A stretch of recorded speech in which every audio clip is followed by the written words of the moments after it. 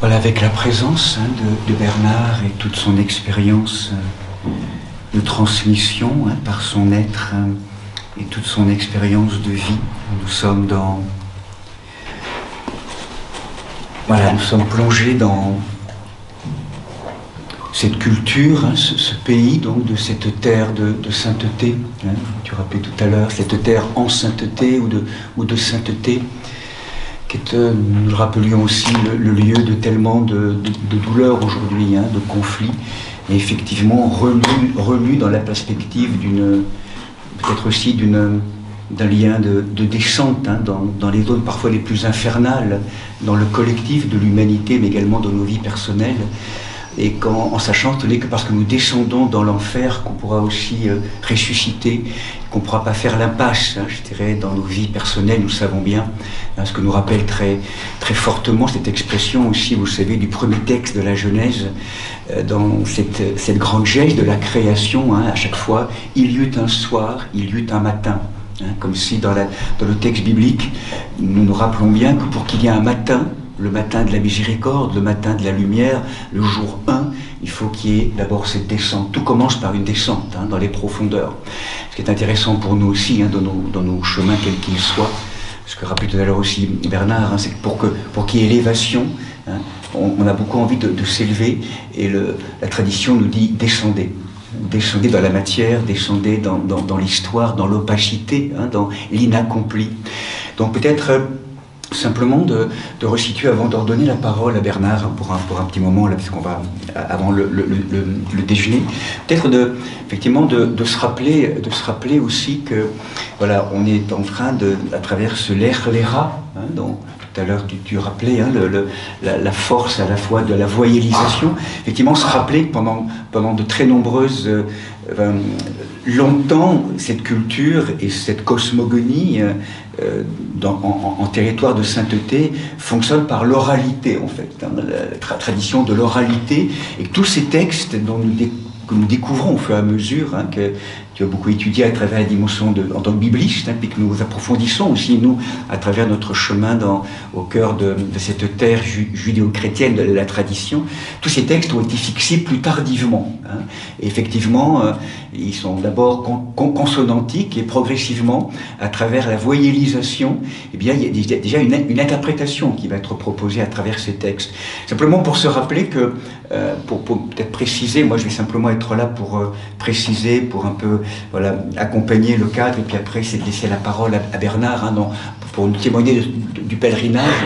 C'est de se rappeler que donc nous accompagnons, nous rencontrons là actuellement donc entre ce couple Abraham et Sarai, un couple donc qui apparaît dans le texte biblique très tôt, le texte biblique étant celui-ci, donc c'est la Bible de Jérusalem, donc très tôt, vous voyez, il n'y a que ça qui a été écrit, ou en tout cas déposé, donc très tôt dans le livre de la Genèse, chapitre 12, fin du chapitre 11 et chapitre 12, et en sachant qu'avant, qu'on appelle la Bible, Premier Testament, Second Testament, c'est une grande bibliothèque hébraïque, mais aussi après avec le Nouveau Testament, où il y a plein de genres littéraires dans ce texte biblique. Et là, donc, nous avons donc d'abord les 5 premiers grands textes, qu'on appelle la Torah, avec les 5 premiers textes du peuple juif. En tout cas, le premier, le livre de la Genèse, donc, qui est ce qu'on appelle l'enquête, c'est ce premier texte fondateur des commencements, eh bien, nous rappelle que tout à fait au début, il y a donc ces 2-3 premiers chapitres bouleversants qui sont des textes. Jusqu'à Abraham, on peut dire, je crois aujourd'hui, d'un consensus assez... c'est qu'en fait, il n'y a pas vraiment d'historicité. Ce sont des textes mythiques, des textes qui nous parlent de mythes.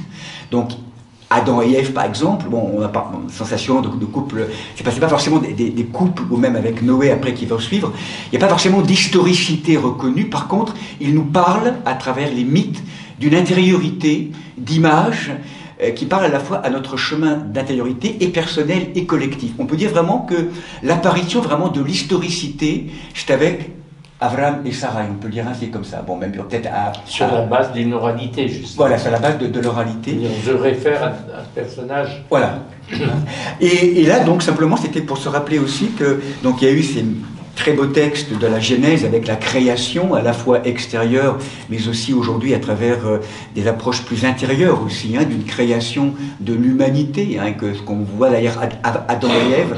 Il y a pour nous aussi dans cette lecture intérieure que beaucoup approfondit, vous le savez, quelqu'un comme Annick de Souzenel, en lien avec aussi les traditions juives aussi, hein, c'est cette intériorité isha en fait, hein, de la dimension intérieure. En tout cas, des textes donc, qui vont nous accompagner, qui vont nous rappeler toute la grande beauté de la création du point de vue de la tradition, hein, de cette présence créatrice de tous les mondes et donc de l'humanité. À la fois comment tout cela est beau, comment c'est tov en hébreu, c'est beau, c'est bon, c'est vrai, c'est lumineux.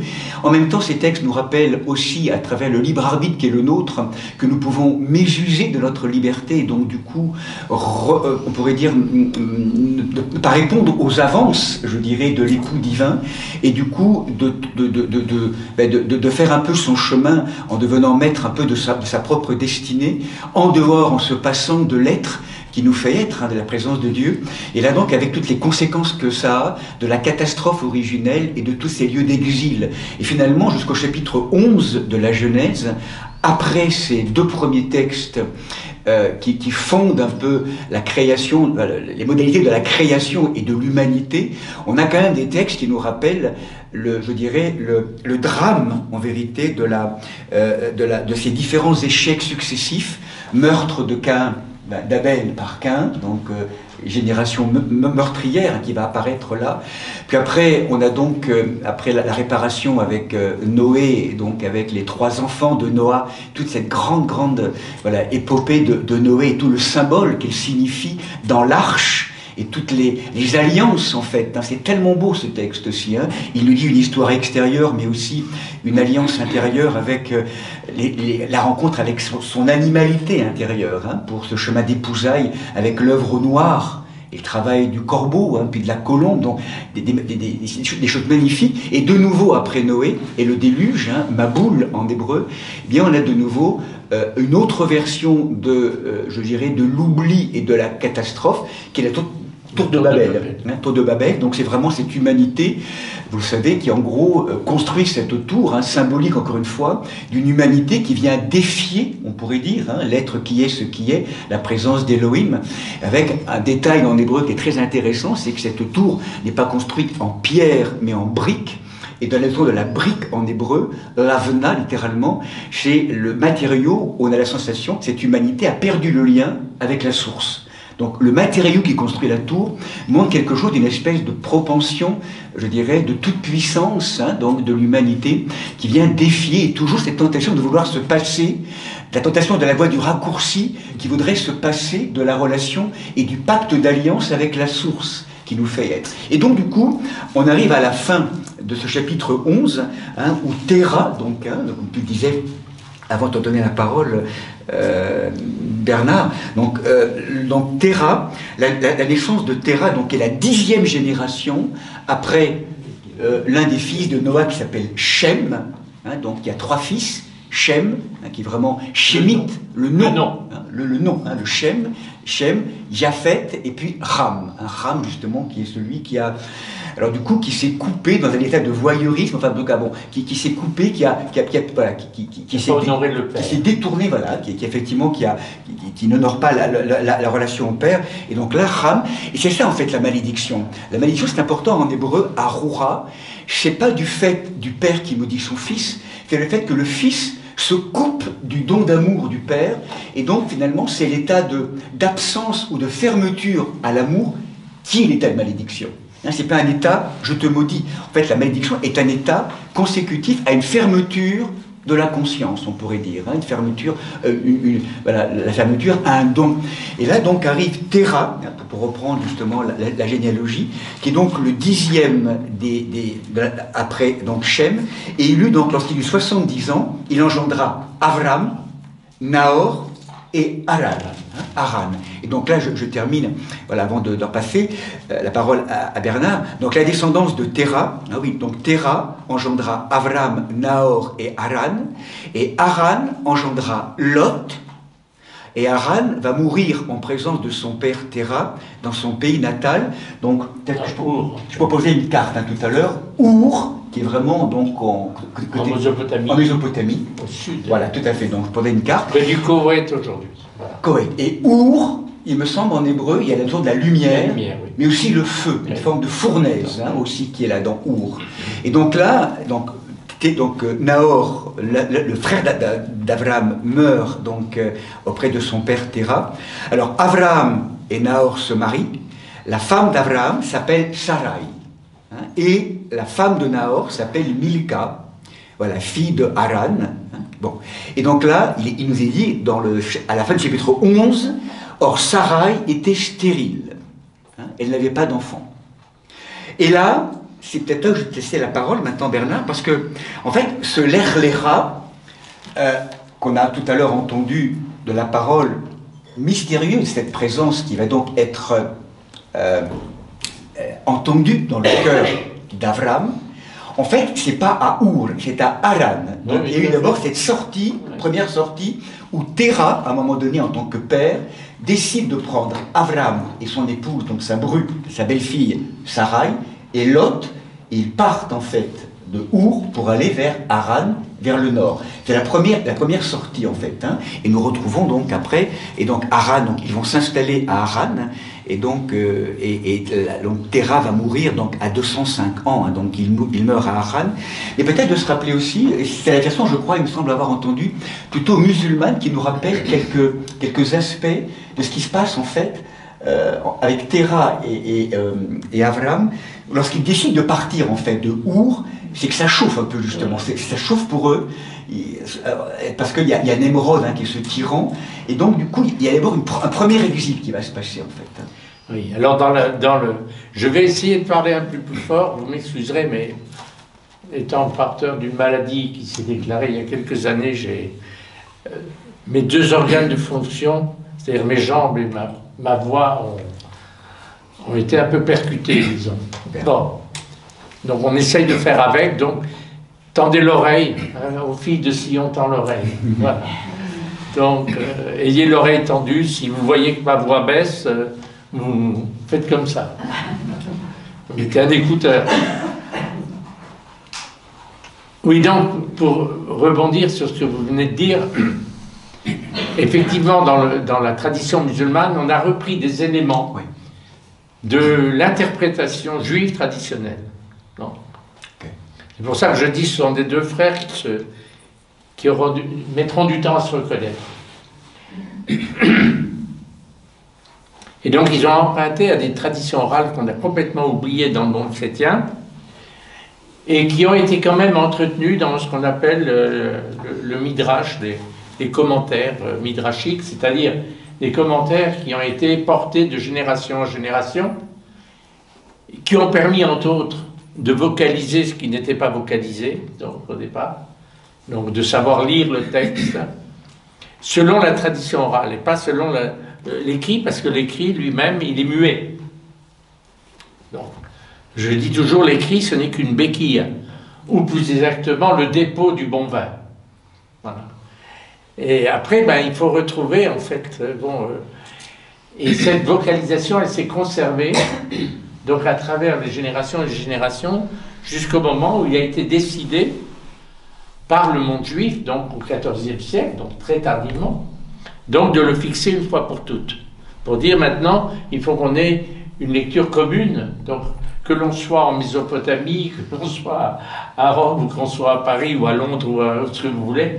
Donc il fallait pouvoir avoir une vocalisation qui soit conforme à ce qui avait été transmis de génération en génération de manière orale. Je racontais tout à l'heure à Jean-Martin une histoire qui m'est arrivée donc, au tout début que j'étais à Jérusalem. J'habitais à un endroit et au-dessus de chez moi, il y avait un rabbin yéménite, donc juif du Yémen. Et les Yéménites, ils ont une manière très particulière de le contact au texte biblique, ils ne le connaissent que de mémoire. Et donc ils réunissaient ses enfants le vendredi, donc avant l'entrée du Shabbat, il les réunissait et il prenait le plus petit entre ses jambes, donc, et il faisait lire, donc, plutôt dire, il faisait dire, réciter, ce qu'on appelle la paracha, c'est-à-dire la partie du texte de la Torah, donc des 5 premiers livres, qu'on lisait donc de semaine en semaine. Donc, et pour que l'enfant s'imprime véritablement, donc, il le mettait entre ses jambes, il mettait les mains sur sa poitrine, et il lui faisait prononcer, tout de suite après lui, alors lui il le disait de mémoire le texte, avec la vocalisation. Alors en plus, c'est génial avec les juifs yéménites, parce qu'ils ont gardé vraiment la vocalisation d'origine. Et donc il faisait répéter à l'enfant, qui répétait à l'envie. Et l'enfant, il apprenait comme ça le texte, pas en le lisant. Et c'est pour ça que quand on rencontre un juif yéménite dans l'autobus, ou dans le tramway, ou dans le métro, et que vous voyez qu'il a son journal à l'envers, ne dites pas, il ne sait pas lire.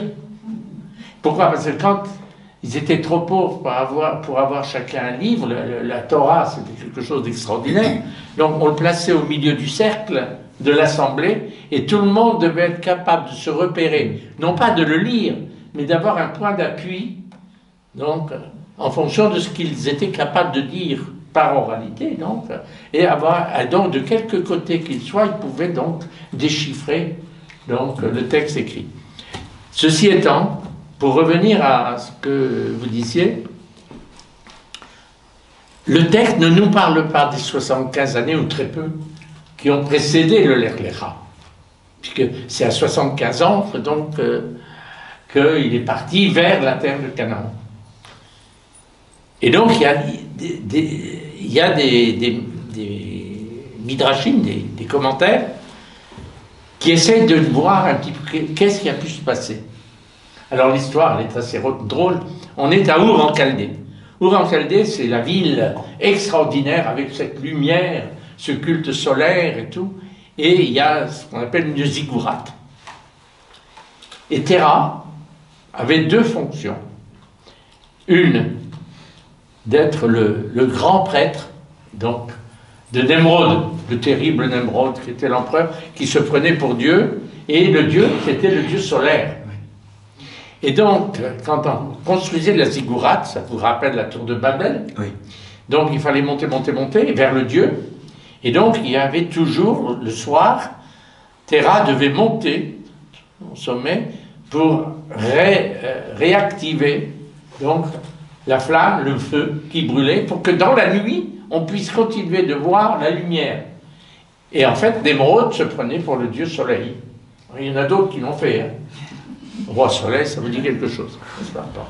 Pas très longtemps, je suis allé à Versailles, et tout à coup, j'ai découvert que je n'aurais jamais pu monter dans le lit de Louis XIV, tellement il est élevé.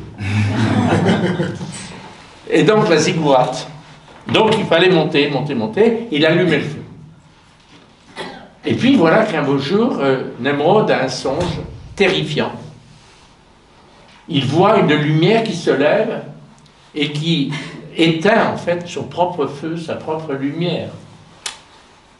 Et alors il comprend, il fait appel à ses devins qui lui disent, il va y avoir quelqu'un qui va naître dans ton peuple, qui va être porteur de cette lumière. Alors, il décide à ce moment-là que toutes les femmes de son royaume doivent déclarer qu'elles sont enceintes, et on les mettait à ce moment-là dans un gynécée, ou alors elles étaient gâtées comme tout, des loukoums, des bains de lait d'ânesse, enfin tout, il fallait que ça soit le paradis sur terre. Et on attendait l'accouchement, et au moment de l'accouchement, on supprimait les garçons, et on laissait vivre les filles. Entre parenthèses, le commentaire emprunte aussi à l'histoire de Moïse. Oui, c'est exactement bon. Et puis donc, tout à coup, la femme de Terah se retrouve enceinte. Alors, elle se cache, elle a peur. Et son époux, un jour en rentrant, voit qu'elle se doute de quelque chose. Alors, il lui met la main sur son sein.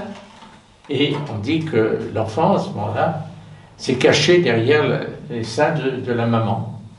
Et donc, il n'a pas pu... Et alors, après, elle a caché sa grossesse. Et pour accoucher, qu'est-ce qu'elle allait faire? Elle est partie dans la campagne. Et puis, elle a trouvé une grotte. Elle s'est installée dans la grotte. Et l'enfant est né. Mais comment faire après? Je vais retourner là-bas, chez moi, chez Terah. Et l'enfant, je suis obligé de le laisser là. Alors elle est désespérée. Alors elle implore les dieux, les divinités. Et puis voilà qu'il y a un beau personnage qui s'annonce. Et on ne sait pas qui c'est. Il s'appelle Raphaël. Et l'ange lui dit, mais pourquoi pleures-tu? Elle dit, ben voilà. Elle dit, mais je ne sais pas comment, il faut qu'on l'allaite, sinon l'enfant va mourir. Ne t'inquiète pas, je m'en occupe. Alors elle est un peu étonnée. Et alors Gabriel met son pouce dans la bouche du nourrisson, qui commence à téter, et puis ça va trop bien. Donc... Oui, c'est Gabriel. Hein. Gabriel, pardon, Gabriel. C'est parfait, Gabriel. Alors, bon, elle est rassurée, donc elle part. Puis quand même, quelques jours après, elle s'inquiète, elle dit, je vais quand même retourner voir si tout se passe bien. Et qu'est-ce qu'elle voit? Dans la grotte, il ne reste plus que les langes. Ça vous rappelle quelque chose, n'est-ce pas? La grotte est vide. Et elle se dit, ça y est, l'enfant a été dévoré par les bêtes. On veut savoir surtout qu'il y a une bête qui se faufile entre ses jambes et tout. Et alors, elle repart effondrée, évidemment. Elle retourne chez elle. Et voilà que le lendemain matin, on frappe à sa porte, elle va, et elle voit l'ange, et avec elle, donc, l'enfant. Et elle lui présente l'enfant, ce n'est plus un enfant, c'est devenu un beau jeune homme.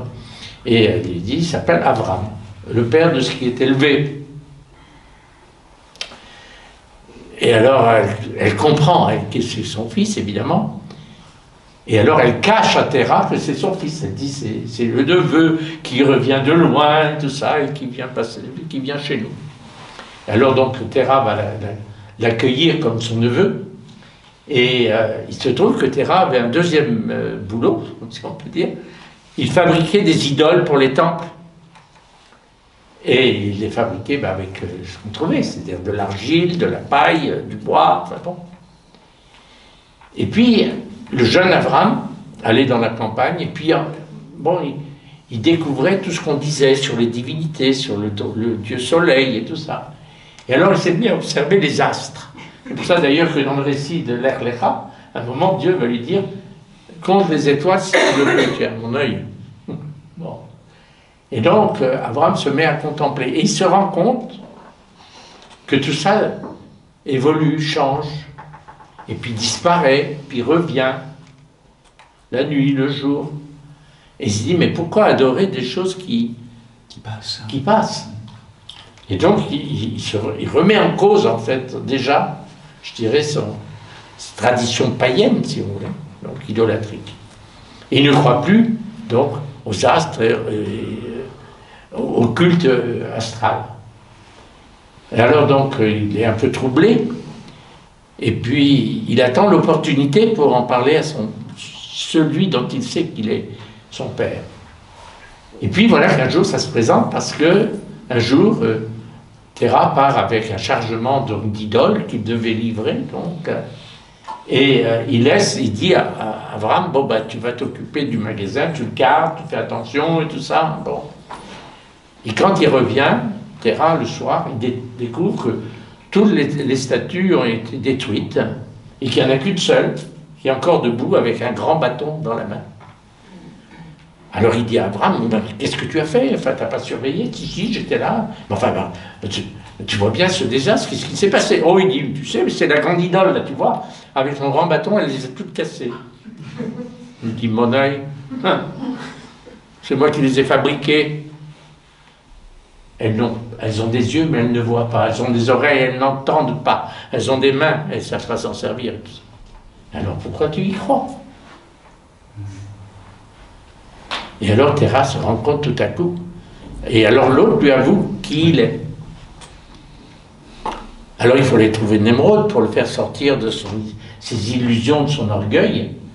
Et alors Nemrod, évidemment, il est furieux parce qu'on est en train de démolir tout son système. Hein, bon.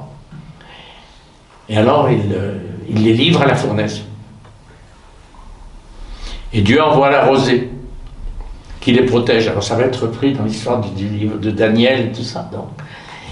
Et alors, devant le miracle, il les chasse. Et c'est comme ça que Terah va partir avec tout. Voilà. Donc, en fait, c'est la manière de raconter, alors évidemment, qui est tout à fait, je dirais, légendaire, mais qui emprunte, comme vous le voyez, donc ce que l'on sait ou ce que l'on raconte à d'autres moments dans le récit biblique. Donc on construit en fait le Midrash à partir de traditions plus anciennes. On a fait exactement la même chose dans les évangiles. Quand vous prenez l'évangile de l'enfance de Matthieu, c'est un véritable Midrash. Derrière le personnage d'Hérode, vous retrouvez Pharaon, et ainsi de suite. Donc vous avez tout cet environnement, en fait. Donc la naissance aussi à Bethléem et tout ça. Donc, c'est-à-dire on reprend en fait des éléments qu'on connaît bibliquement, mais on raconte une histoire donc, sur un personnage, en l'occurrence Jésus. Et ça, la tradition musulmane a gardé cela dans le récit, pour ça qu'on a des choses un peu bizarres, qui nous semblent étranges, mais on voit qu'ils ont emprunté à la même source, quoi. Qui est cette oralité moyen-orientale qui est tout à fait étonnante, à laquelle nous ne sommes pas accoutumés, sauf peut-être un peu à travers les contes de Perrault. Voilà, pour dire une chose. Voilà. Oui, et du coup, parce qu'après on va rejoindre, oui, Ika, c'est vrai que c'est, du coup, à travers cette histoire, c'est aussi de se rappeler que donc, dans le texte de la Bible, on peut dire que on est au cœur d'un monde idolatrique, en fait. Hein. C'est-à-dire que ce qu'on rappelle d'ailleurs aujourd'hui, ce que définit très bien Kierkegaard, vous rappelez, l'idolâtrie, c'est absolutiser le relatif et relativiser l'absolu. Et là, donc, Nemrod est vraiment l'archétype de toute la société babylonienne, d'ailleurs, qui est aussi la nôtre aujourd'hui. Hein, on est en plein dedans encore. Hein. Et donc, on peut dire que jusqu'au chapitre, à la fin du chapitre 11, là, on est vraiment dans l'esprit d'une société dévoyée encore, qui, alors effectivement, c'est à la fois archétypal, c'est à la fois un climat, ce qui est très intéressant dans le lien avec Avram. Hein. Maintenant, si je reprends peut-être, si tu permets, tu peut-être pourras compléter ou même corriger les noms. Bernard. Mais ce qui est très intéressant, c'est qu'à partir du chapitre 12, et c'est pour ça que c'est tellement prégnant aussi pour nous, ce thème de l'Erlera avec aussi Avram, c'est que Avram, quelque part, c'est la réponse à travers son nom et son être qui vraiment, comme le rappelle Bernard, n'a plus d'illusion par rapport aux logiques de toutes ces compromissions, enfin comment dirais, cette adoration de ces faux dieux, entre guillemets, du monde, comme si, de manière encore peut-être ce pressentiment, mais aussi une expérience évidente intérieure. Pour ça qu'on parle d'une dimension mystique qui est là, d'une présence fondatrice de tous les mondes, dont il ne peut encore rien dire, mais qu'il pressent, Avram.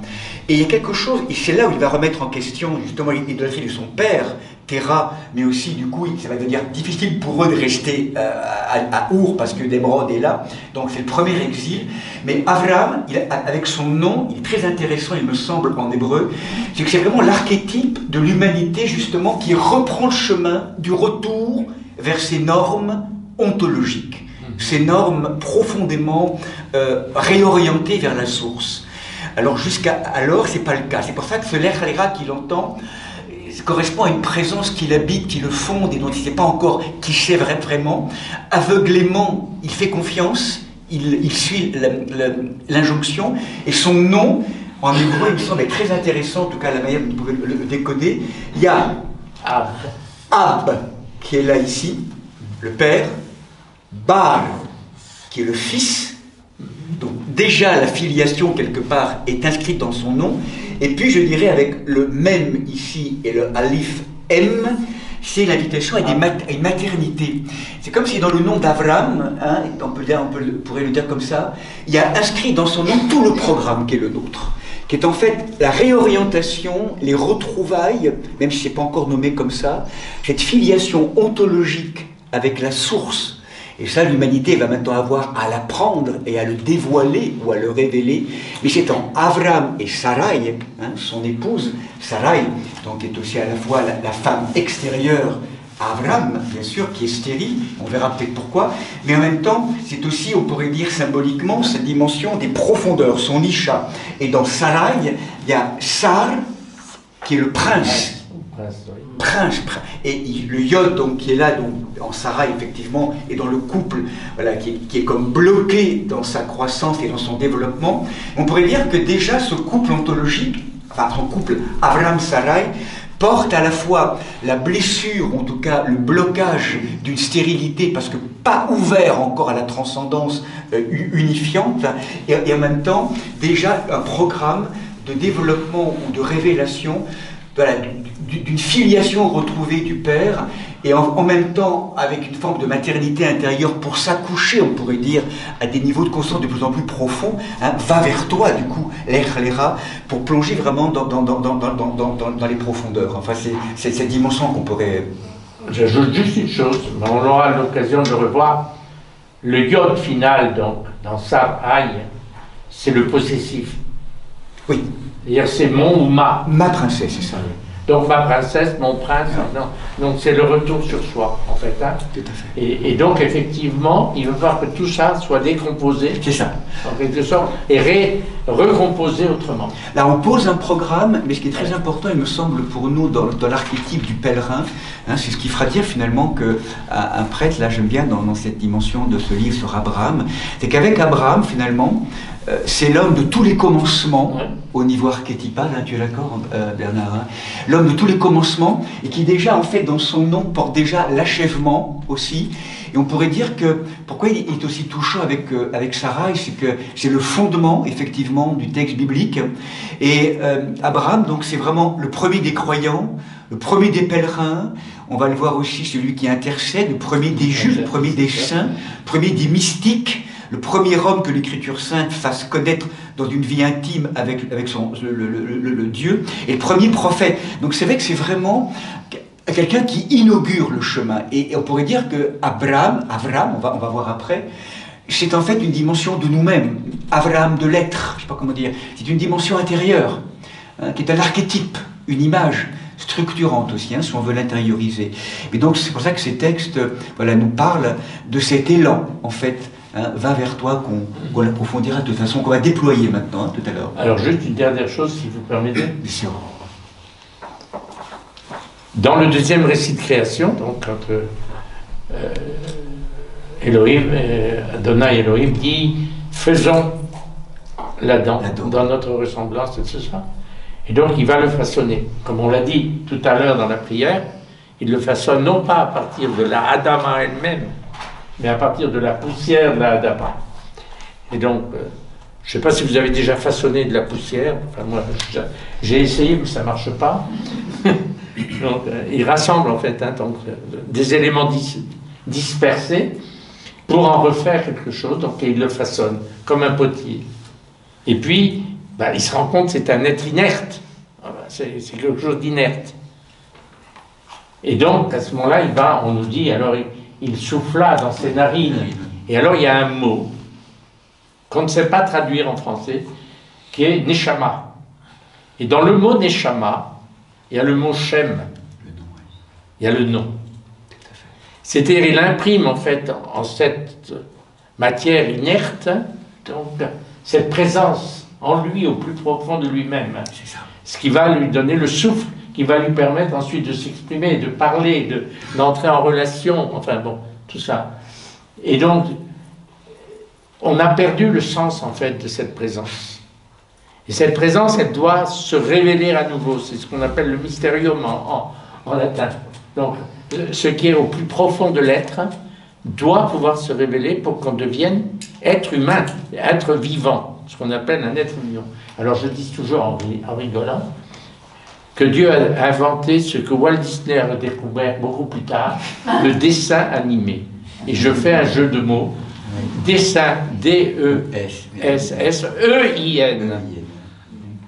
Et non pas I-N. Nous sommes un dessin animé, c'est-à-dire chacun d'entre nous, vous êtes chacune, un dessin animé, en mouvement. Donc, et animé, pourquoi? Parce qu'il y a cette présence en vous qui est encore à l'état, je dirais, natif, et qui doit se inaccompli et qui doit se débloquer. C'est pour ça que le nom divin commence par un inaccompli, c'est-à-dire par un yod. Le yod, il se retrouve en tête du mot, donc du tétragramme, et c'est la marque de l'inaccompli. Et donc, ça doit s'accomplir en nous. Et c'est pour ça que Jésus dit, donc, tout est accompli. Au moment où il rend le dernier souffle, c'est-à-dire, donc, il reconnaît que tout est accompli désormais en l'être humain. Oui, c'est cette création à l'image, ce que tu nous dis aussi Bernard, on pourrait le poser, c'est cette création à l'image de Dieu, déposée donc dans cette semence, le shem qu'on appelle, qui a été soufflé.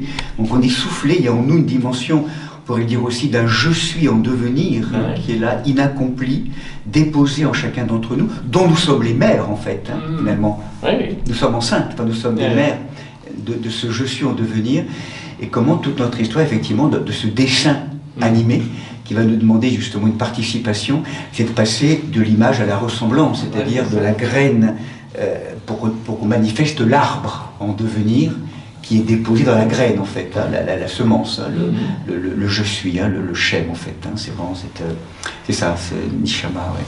C'est toute cette croissance qui est là. Et donc du coup, voilà, toute la vocation d'Abraham, c'est de poser ce projet où à la fois cette dimension du fils, Baal, comme un grain de blé en devenir, déposé dans la mer que nous sommes, et effectivement dans la Adama en fait, sous le regard du Père. Et ça, c'est chacun d'entre nous, en fait, qui est vraiment notre vocation. Saint Paul le dira autrement dans l'Épître aux Éphésiens, mais c'est la même chose.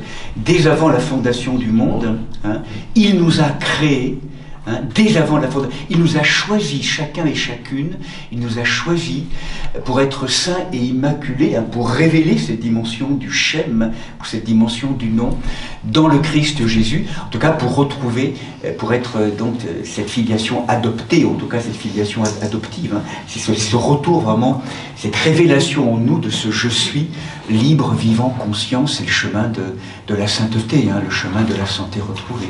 Et c'est ce que nous montre en fait en plénitude Abraham, il me semble, dès le départ. Oui. Tu me permets? Oui. Enfin, vous me permettez? Non, mais tu me permets, c'est bien. D'accord. Tout à l'heure, tu me vois, je ne sais pas pourquoi. C'est des habitudes. Non, plus vous connaissez tous ce passage dans l'Évangile selon saint Jean. C'est au moment du discours des adieux. Et à un moment donné, qui a un nom grec, Philippos. Il dit, mais montre-nous la Père et cela suffit. C'est-à-dire que lui, il est comme tout grec, il faut qu'il voie. Toutes les choses se traduisent par le voir, et non pas par l'écoute. D'accord ? C'est la grande différence entre la civilisation grecque et la civilisation hébraïque. Deux mondes. Et donc le voir est très important pour un grec, d'où la statuaire, donc tout ce. Et à ce moment-là, il dit, mais qui me voit le Père. Et en fait, il fait référence, Jésus, à ce qu'il a enseigné. C'est-à-dire, c'est à partir de l'enseignement, donc de ce qui a été entendu et qui doit maintenant se développer en nous, donc, que va se révéler le Père. Donc ce chemin qui nous conduit vers le Père, d'où l'expression de Jésus, « Je suis le chemin, la vérité et la vie ». C'est-à-dire qu'il faut emprunter ce chemin pour aller vers le Père. Mais nous ne le faisons pas indépendamment d'Abraham, de Sarai, de leur descendance, c'est-à-dire donc, de ce qui va venir ensuite dans toute l'histoire du peuple d'Israël. Voilà.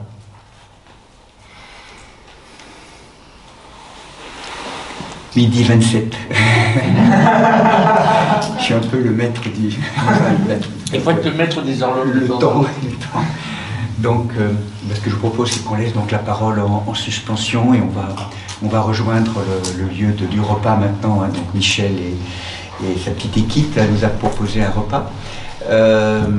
Donc je ne sais pas si tout le monde mange, enfin voilà, on s'organise, en tout cas on se retrouve à la trapéza maintenant. On se retrouve directement, puis donc à 14h30 ça va, donc 14h30 on revient, on fera de nouveau en deux étapes aujourd'hui. Ça va comme ça 14h30. Ce que je propose peut-être, c'est que dans le cadre aussi c'est peut-être que ici, si on a à parler, peut-être qu'on puisse le faire là-haut, à l'étage ou dehors, qu'on garde ici un peu. Il y a peut-être des personnes aussi parmi nous qui veulent prier un peu ou se poser en silence. Peut-être qu'on garde un peu l'espace ici de la crypte en silence. Et puis voilà, si vraiment on veut partager ou parler, peut-être que ce soit là-haut. Puis on essaie d'être également, je m'excuse encore, d'être au niveau des horaires, C'est-à-dire que si on pense l'horaire, on est là 2-3 minutes avant, enfin, voilà, pour essayer qu'on commence bien l'horaire, pour que ce soit tranquille aussi au niveau de du déroulement. Donc 14h30, hein, on se dit pas. Merci.